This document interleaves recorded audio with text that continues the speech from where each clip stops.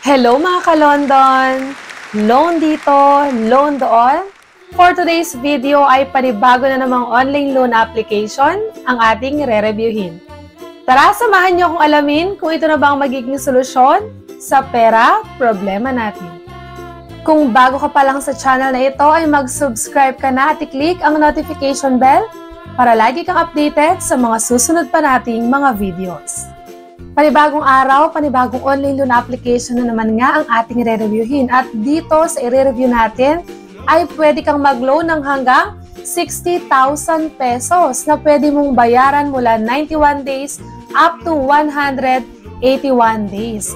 At itong online loan application nila to ay SEC registered at may 4.8 na ratings, napakataas.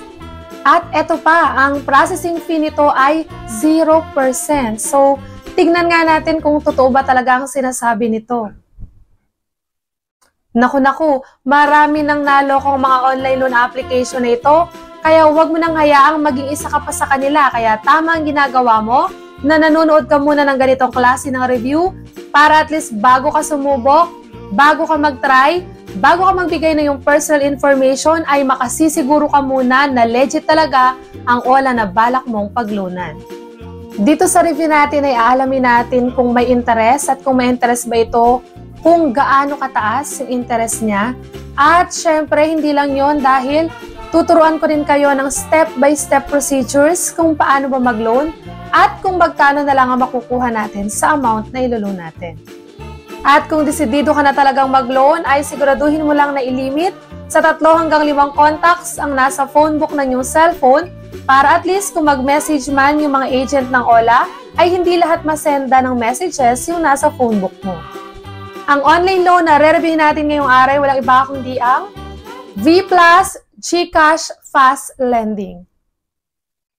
Huwag na nating patagalin pa, simulan na natin. So yan, makikita nyo, na-install ko na siya. Aalamin talaga natin kung totoo ba talaga yung pinapakita nila sa kanilang ads. At after nga nating ma-install is eto na yung lumabas sa kanyang homepage. Kung kanina is pwede tayo mag-loan ng up to 60,000 pesos, dito ay bumaba na siya ng bahagya, naging 50,000 pesos na lang siya. Pero kung totoo ito, para sa first time user is napakalaki nito. At nakalagay pa dito sa kanilang homepage na 99% ng mga nag-try na mag-apply dito sa application na ito is successful.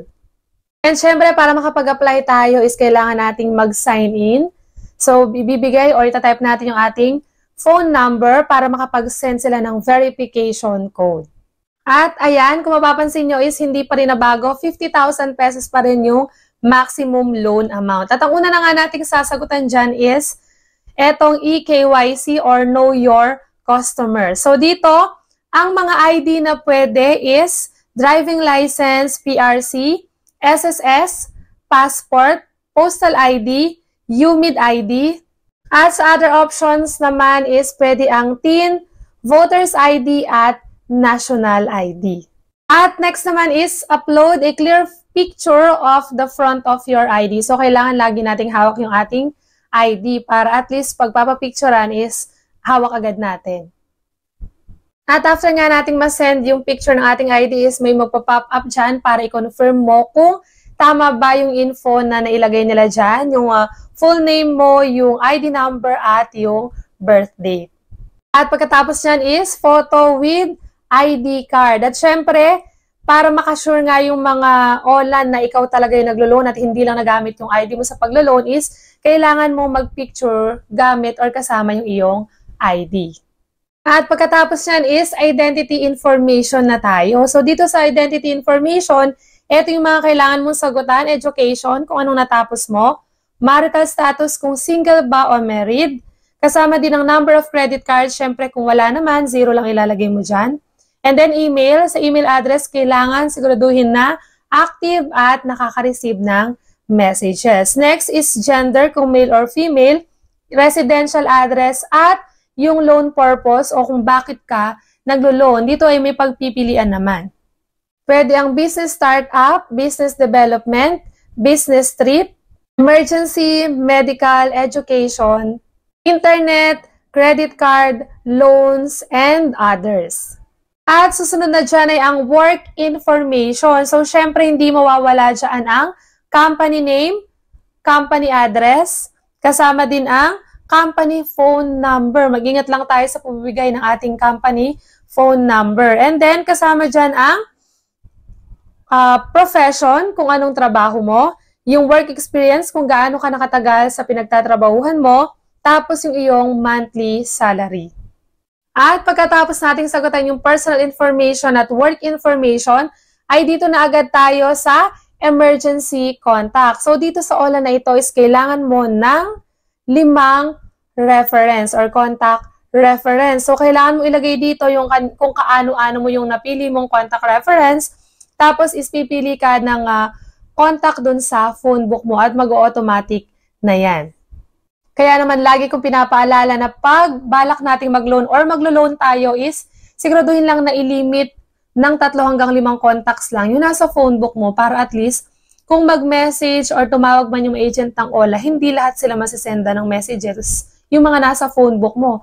Lalo na kapag hindi ka nila matawagan or hindi ka nila ma-reach at due na yung iyong loan is ang susunod nilang tatawagan ay yung mga inilagay mong contact reference. Make sure din na alam nila na inilagay mo sila as contact reference.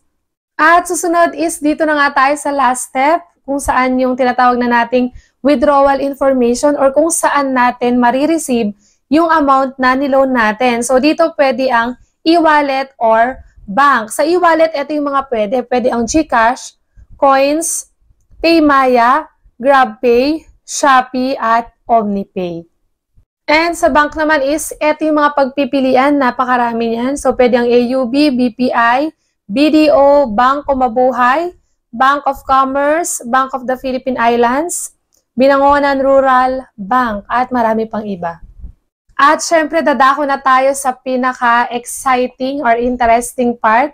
Ito na yung ating loan confirmation, kung magkano kaya ang ibibigay nila sa ating credit limit para sa first-time user. At dito nga is, na-aproban ako ng 3,000 pesos. At titingnan natin ngayon kung buo ko bang makukuha at kung totoo ba ang sinasabi nila na 0 ang kanilang processing fee. At dito nga is, wala nga siyang interest, 0 siya. Wala rin siyang other fee, walang processing fee. Pero, meron siyang makakaltas na service fee at nagkakahalaga ito na 1,140 pesos. So, ang makukuha mo lang sa amount na niloan mo is 1,860 pesos. So, kalahati halos yung mababawas dun sa amount na niloan natin. Pero, babayaran mo siya within 121 days. So, kung okay ka dun sa loan term na 121 days, at okay ka lang din na 1,800 lang ang makukuha mo dun sa 3,000 na niloan mo at kailangan mo talaga ng pera, pwede mo nang itry itong V Plus na online loan application. Pero syempre, chinek pa rin natin yung iba na nakapag-try na, yung review nila dito sa online loan application na ito. At ito nga yung ibang review ng mga nakapag-try na dito sa OLA na ito. Sabi ng isa, easy to fill up but the first day of payment is after 3 days na agad. You'll not get the full loan amount. It's also easy to delete the account. And ito pa yung sinabi ng isa, it is fast and yes, the charges are high, but they are all the same. Thank you V+, it's a big help. At ito pa, sabi rin ng isa, sabi niya, I recommend this loan app to others. It's very easy to apply loan and low interest. So, iba-iba yung mga naging experience sa mga nakita natin na nakapag-try na talaga dito sa online loan application na ito. At syempre, lagi kong sinasabi, ang desisyon ay nasa sa inyo pa rin kung itutuloy nyo pa ang pag-loan sa OLA na ito. At dito na nga natatapos ang ating review ngayong araw. Hanggang sa muli mga ka-London! Bye-bye!